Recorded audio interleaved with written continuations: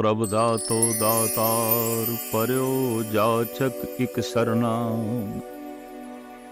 मिले दान संतुरैन जह लग भोजल तरना। बिनत करो अरदास सुनो जे ठाकुर भावे।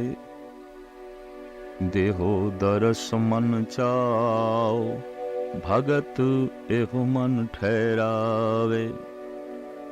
बलो चराग अंधार में सब कल उधरी एक नाम धर्म। प्रगट सकल हर भवन में जन नानक गुरु पार ब्रह्म। साहिब श्री गुरु नानक देव जी महाराज मानवता दे बगीचे विच एक ऐसा फुल ने जिस नाल सारा बगीचा शिंगारिया होया। सारे बगीचे दी रौनक बन गए। साहिब श्री गुरु नानक देव जी महाराज दे आमद बारे जन्म साखी च इंज लिखे है। संमत 1526 प्रगटे जगत उदाहरण ईस।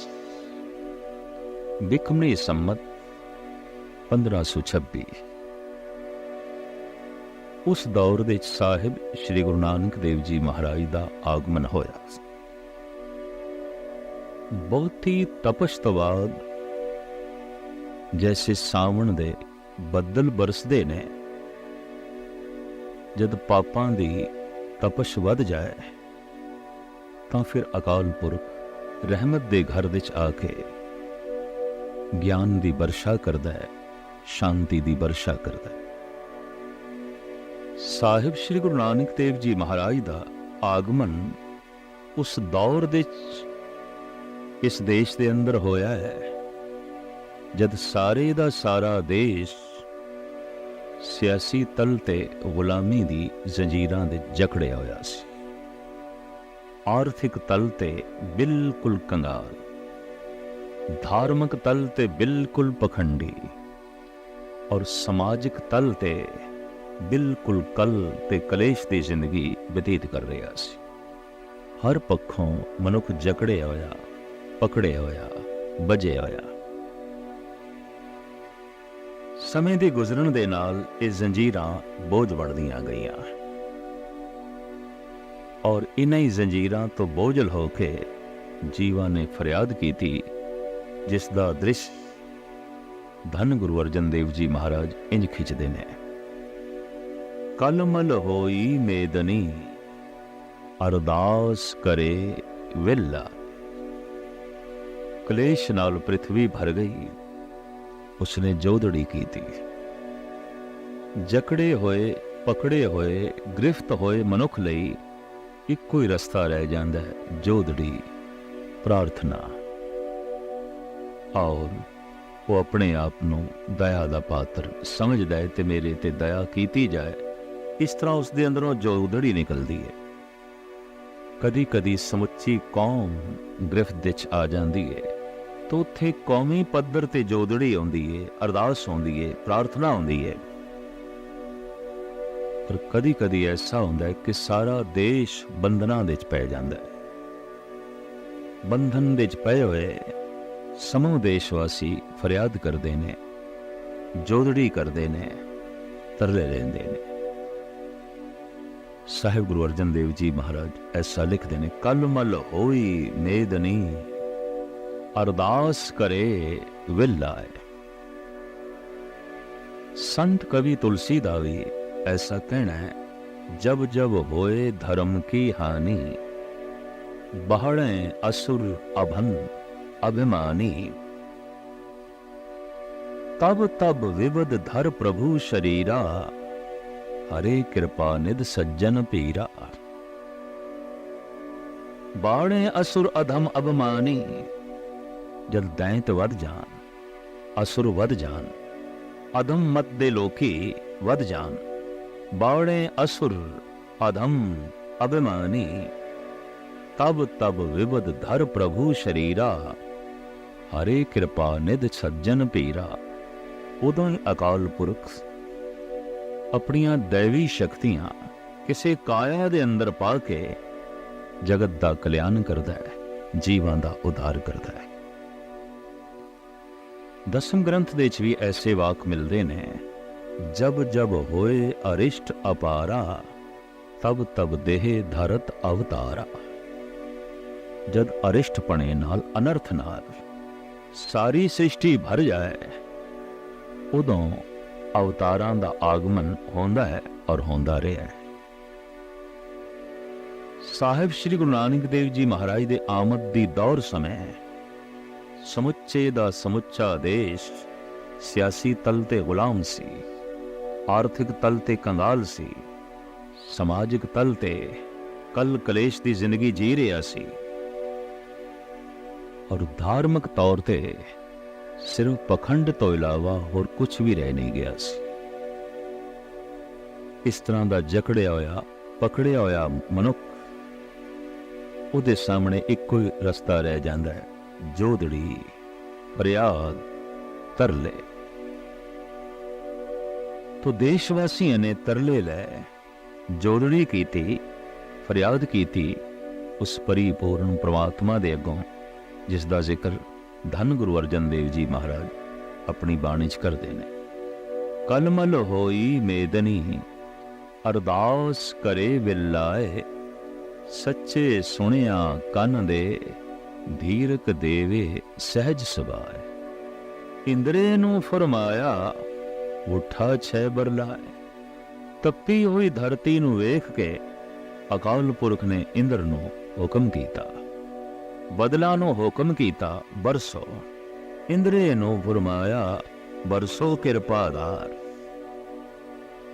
गुरु नू बदल नाल तशबीह दिती है। प्रभु सागर है, गुरु बदल है। बदल सागर तो उत्पन्न होंदे ने, गुरु अवतार प्रभु तो आउंदे ने। सागर जब थां थां ते बरसना चाहता है, बदल बनता है। नारायण जब नरां दा उद्धार करना चाहता है, तो वह शब्द बनता है, गुरु बनता है। तदी ते भट्ट कहते ने, आप नारायण कलाधार जग में परवरे हो। उस नारायण ने कलाधार के एक काया धारण की है, जगत दे कल्याण हित, जगत दे उद्धार हित। साहिब श्री गुरु नानक देव जी महाराज इस तरीके नाल जगत जीवन दा उद्धार करन लई संमत 1526 विच राय भोए दी तलवंडी, हुण नाम ननकाना और अस्थान मुल्क पाकिस्तान, उत्थे आप दा आगमन होया। जन्म साखी विच ऐसे बोल लिखे ने,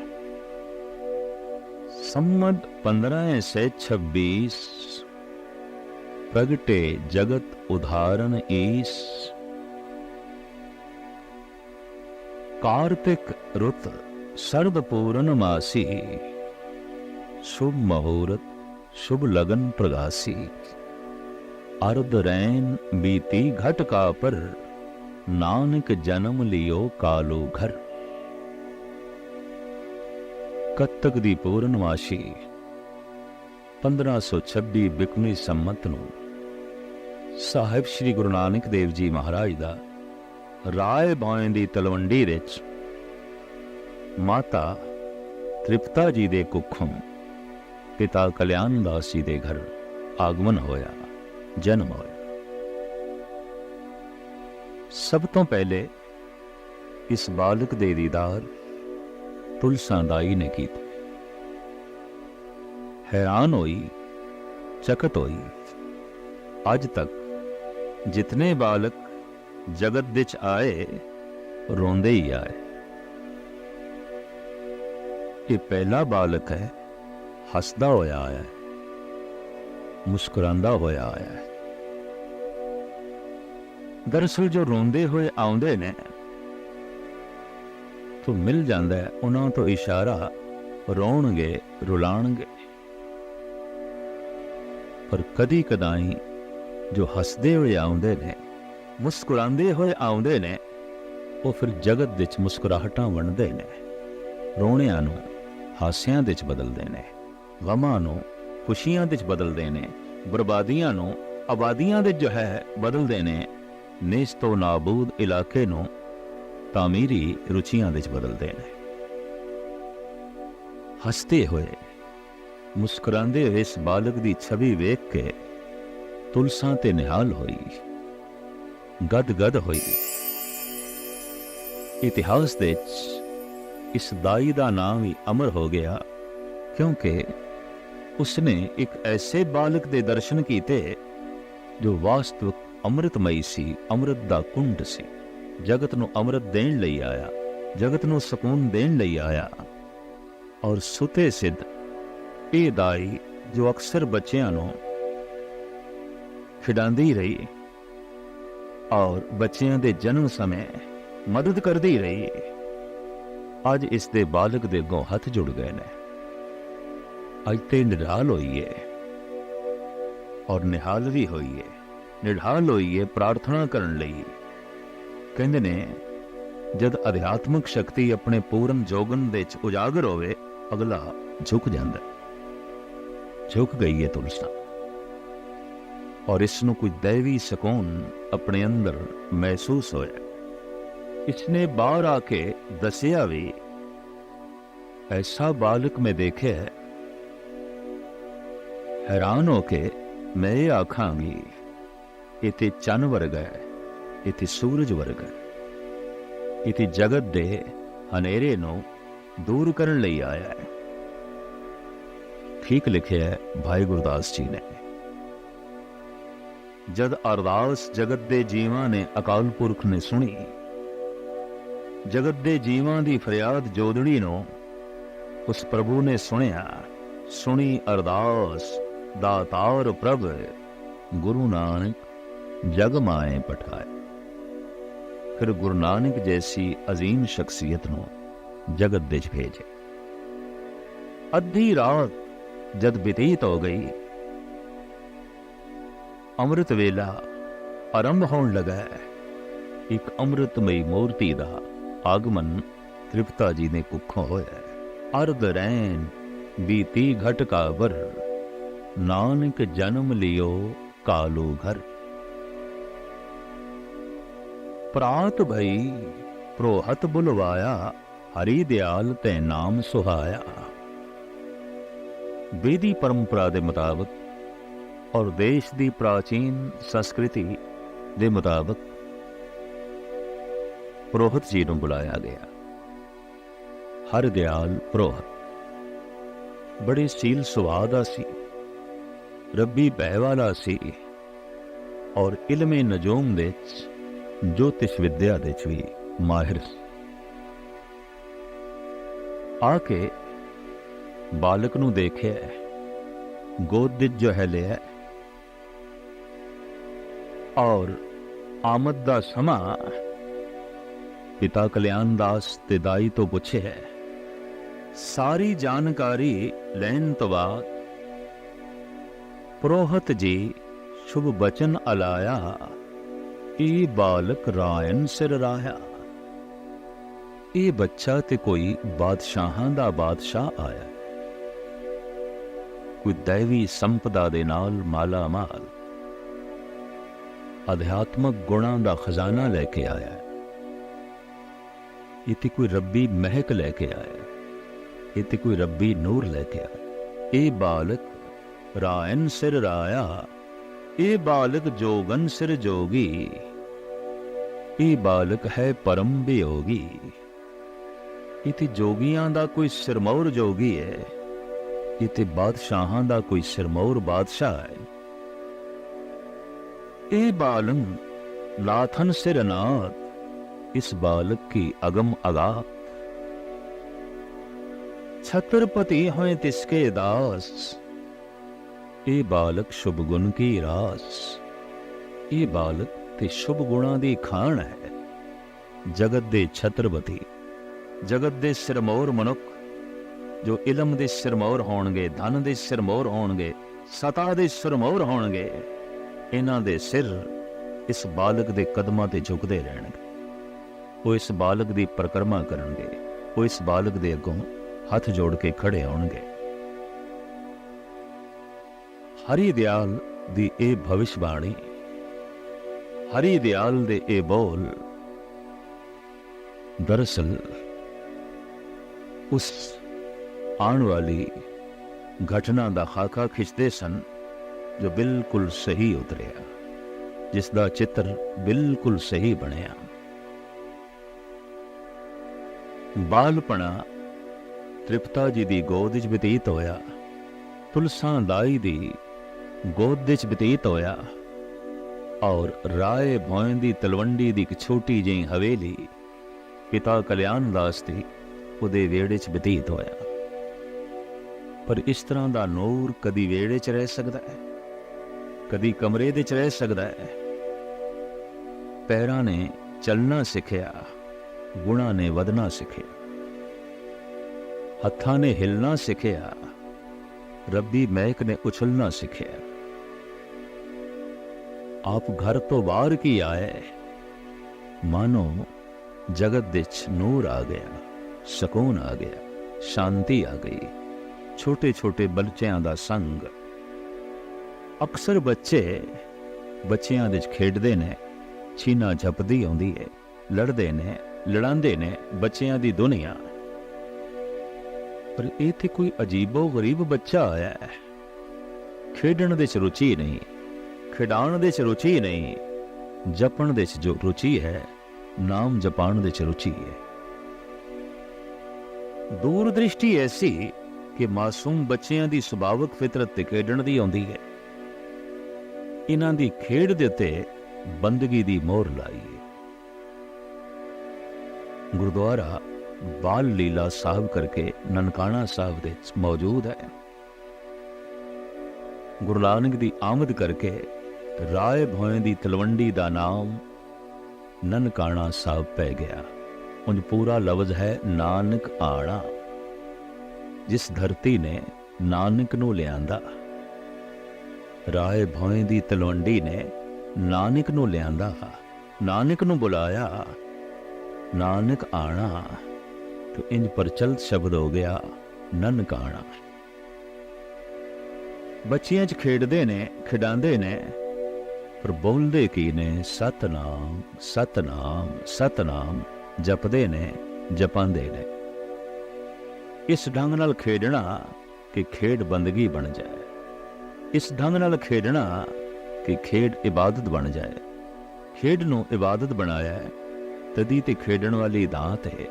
इतना शानदार गुरुद्वारा बनया है, जिथे हमेशा सतसंग होंदे रहे।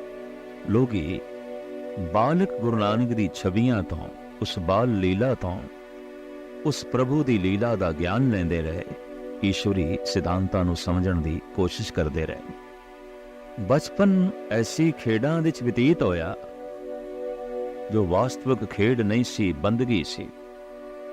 जो वास्तविक खेड नहीं सी, इबादत सी। कदम थोड़े होर वधे और हाथ थोड़े होर उमड़े, निगाहां जरा होर दूर गईयां, तो पिता कालू जी दी सोचनी बालक नूं पढ़ने पाई है। आपने मौलवी दे कोल पाया गुरु नानक देव जी महाराज नूं फारसी पढ़न लई। फारसी दी जिहड़ी मुहारनी है वो अलफ तो आरंभ होंदी है। ते जद मौलवी ने तख्ती ते अलफ लिखिया ते गुरु नानक नूं आखिया अलफ, ते गुरु नानक बोल पे मौलवी जी अलफ दे मैं नहीं। ये पहला ही बच्चा सी और इस तरह का पहला सवाल मौलवी दे सामने जिसने अलफ दा मैं ना पूछिया होवे। पहली दफा मौलवी नूं भी पता चलिया कि मैंने ते मैं भी नहीं जानदा जद कि मैं पढ़ा रहा। कहने लगा नानक जी अलफ दे कोई मैंने नहीं, अलफ बेमैनी है, हाँ बेमैनी। ये दो चार अल्फाज जद जुड़ते ने और पूरा अल्फाज जद बनता है, उसदे ते कोई मैनी होंदे ने। अलफ दे कोई मैनी नहीं, अलफ तो कोई से। एकदम नानक जी खड़े हो गए, मौलवी जी फिर बेमैनी अलफ मैं नहीं पढ़ना। मजबूर होके पिता कल्याण दास जी ने पंडित पास बिठाया भी चलो इत्थे प्रचलित भाषा उदी मुहारनी सिखे। उस जमाने जो प्रचलित भाषा सी, नाम उसदे अनेका सन। अज उसनू गुरमुखी आख्या जाता है, पंजाबी आख्या जाता है। पांदे ने ऊड़ा ऐड़ा लिखे है और नानक नू पढ़ाना आरंभ किया है और आख्या नानक जी पढ़ो ऊड़ा। इत्थे भी सतगुरु दा ओही प्रश्न, पांधा जी ऊड़े दे अर्थ पहले अर्थ दसो, फिर मैं पढ़ा, फिर मैं समझा, फिर मैं लिखा।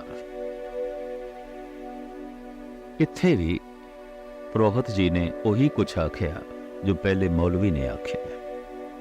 नानक जी ऊड़े दे कोई अर्थ नहीं। दो चार शब्द जद जुड़ते ने ते पूर्ण जद शब्द बनता है, उसदे ते अर्थ होंदे ने। इस एक शब्द दे अर्थ नहीं ने, इस एक अल्फाज दे अर्थ नहीं ने। तो ऊड़ा बेअर्थ है, हाँ बेअर्थ है। तो बेअर्थ ऊड़ा मैं नहीं पढ़ना, बेअर्थ ऐड़ा मैं नहीं पढ़ना, बेअर्थ ईड़ी मैं नहीं पढ़नी। खड़े हो गए। हैरान है पुरोहित, हैरान है ए पांदा। अजीबो गरीब बच्चा है, एक एक अल्फाज दे अर्थ पूछदा है। गरजदी हुई आवाज दे जद पांदे ने आख्या, बालक थोड़े पिता ने मेरे कोल थानू भेजे है पढ़न लई, ना कि तर्क करन लई, ना कि पढ़ाण लई। तुसी पढ़ो। नानक जी कहने लगे, मैं कदों इनकार किया है पढ़न तो? मैं तो पढ़ना चाहना, मैनू दसो ऊड़े दे अर्थ अगर हैगे ते मैं पढ़ा, ते जे अर्थ ही नहीं तो मैं क्यों पढ़ा? कल्ले ऊड़े दे कोई अर्थ नहीं, कल्ले ऐड़े दे कोई अर्थ नहीं, कल्ले सस्से दे कोई अर्थ नहीं। नानक जी कहने लगे, पांदा जी इत्थों गल स्पष्ट हो गई, अर्थ थानू आउंदे नहीं, वरना हर अखर दे अर्थ। बेअर्थ कोई अखर नहीं ते हर अखर किसी दिशा की तरफ संकेत करता है, कोई इशारा करता है। और उस अखर तो चंगे इशारे ले जा सकते ने, माड़े ले जा सकते ने। की अर्थ ने? उत्थे बैठ के जो गुरु नानक ने इस मुहारनी दे अर्थ लिखे, इन्हां अखरां दे अर्थ लिखे, उसका नाम पट्टी पै गया। और ये गुरु ग्रंथ साहब जी महाराज दे दर्ज है।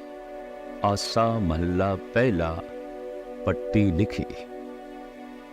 बालक गुरु नानक ने अज तख्ती लिखी, अज पट्टी लिखी।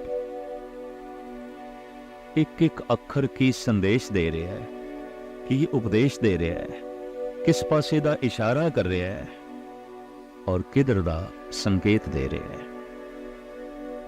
सस्से सोए श्रेष्ठ जिन साजी, सबना साहिब एक भया, सेवत रह चित जिनका लागा, आया तिनका सफल भाया। सस्सा है पांदा जी ये उपदेश कर रहा है कि सारी सृष्टि उस प्रभु ने साजी, और जो सेवा दे जुट गए, सस्से तो प्रेरणा लेके सिमरन दे जुट गए, सस्से तो प्रेरणा लेके जो सेवा दे जुट गए, संसार ते आया उन्हां दा सफल होया। की पढ़िया उसने सस्सा जिसने सेवा ना की थी, सिमरन ना कीता। ਪਾਂਦਾ ਜੀ ਇੱਕ ਇੱਕ ਅੱਖਰ ਪ੍ਰੇਰਦਾ ਪਿਆ, ਇੱਕ ਇੱਕ ਅੱਖਰ ਕਿਸੇ ਦਿਸ਼ਾ ਦੀ ਤਰਫ ਸੰਕੇਤ ਕਰਦਾ ਹੈ। ਇਹ ਪਾਂਦਾ ਬਿਸਮਾਦ ਹੋਇਆ, ਅਸ਼ਚਰਜਤਾ ਦੀ ਦੁਨੀਆ 'ਚ ਖੋ ਗਿਆ। ਇਹ ਛੋਟਾ ਜਿਹਾ ਬਾਲਕ ਇਤਨੀ ਅਗੰਮੀ ਗੱਲ, इतनी अथाह गल, इतनी बुलंद गल। एक हथ नाल गुरु नानक दी बांह पकड़ लई, दूजे हथ नाल गुरु नानक दे चरनां नूं छोया। बालक नानक कहंदे पांदा जी तुसी मेरे पैर छूंदे हो? हाँ, इस वास्ते छूंदे हाँ कि पैर प्रभु दे मार्ग ते ने। ये हथ मैं इस वास्ते पकड़े है, इन्हां हत्थां दे प्रभु दा दामन है, प्रभु दा पल्ला है। बांह पकड़ के ये पांदा पिता कल्याण दास पास ले गया ते कालू जी समझ गए। पांदा जी थोड़ा चेहरा दसदा पिया कि गुरु नानक थोड़े कोल भी पढ़ नहीं सके जैसे कि मौलवी कोल नहीं पढ़ सके। मौलवी भी गिला ही करन आया सी, तुसी भी गिला ही करन आए होगे। नहीं, मैं गिला करन नहीं आया, मैं ते पटवारी जी ये दसन आया कि गुरु नानक कोलों पढ़ लेना चाहिए। ये पढ़न लई नहीं आया, ये जगत नूं पढ़ाउण लई आया है। मैं ते थोड़े जिहा बोलां दे ची अज बहुत कुछ पढ़ लिया, बहुत कुछ पढ़ लिया है। और पिता कल्याण दास नूं संबोधन करदे आया पांदा कहंदा है मैं ते अज पढ़ा लिखा बणिया, नहीं ते मैं इतनी जिंदगी अनपढ़ता दे च बतीत कर दिती। अज मैनूं दस्सिया है बालक नानक ने कि एक एक अखर किस दिशा की तरफ संकेत करता है। अज पता चलिया कि सस्सा पढ़िया होया उस मनुख का बेमै नहीं है जिन्हें सिमरन नहीं किया, जिन्हें सेवा नहीं की, जिसका चित्त प्रभु दे जो है नहीं जुड़िया। एक एक अखर शुभ गुणा की तरफ प्रेरदा है, एक एक अखर प्रभु दे मार्ग की तरफ जो है प्रेरदा है।